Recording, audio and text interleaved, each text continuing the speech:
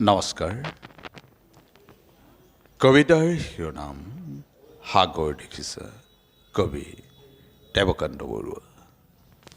সাগৰ দেখিছা, দেখা নাই কেতিয়াও, ময়ো দেখা নাই, শুনিছোঁ তথাপি। নেলিম শুলিল ৰাখি বাধাহীন উৰ্মি মেলা আছে দূৰ দিগন্ত বিয়পি।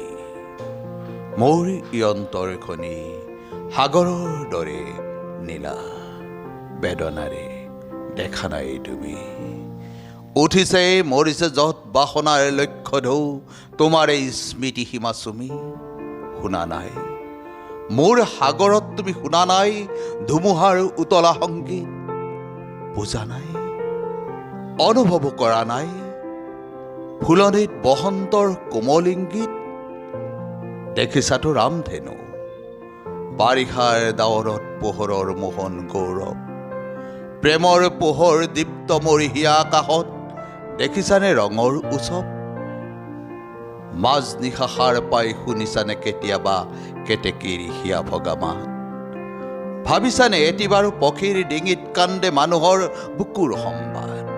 মই জানো তুমি কিটো জানা, হেৰা মোৰ হিয়া হীনা প্ৰিয়া। তুমি জানা মাথো তুমি তুমি, মই মই। তুমিতো নেজানা হাই কিয় বাৰু কিয় আমি গাঠো, জয় পৰা মালতীৰে জয়ৰ গৌৰৱ মালা, মিলনৰ কাৰেং সোণালী। সাজু কিয় পৃথিৱীত দুখৰ বোকাৰে আমি হৃদয়ৰ ৰঙাতে ঢালি, প্ৰতিমাৰ পখালো চৰণ কিয় তুমি নুবুজিবা কি। কিনো বেদনাত হস্তিত প্ৰতিষ্ঠা কৰা দেৱীক বিসৰ্য আমি বিজয়াৰ বিফল সন্ধ্যা।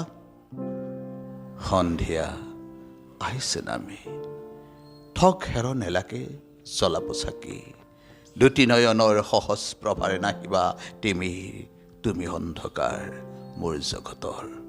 ধন্যবাদ।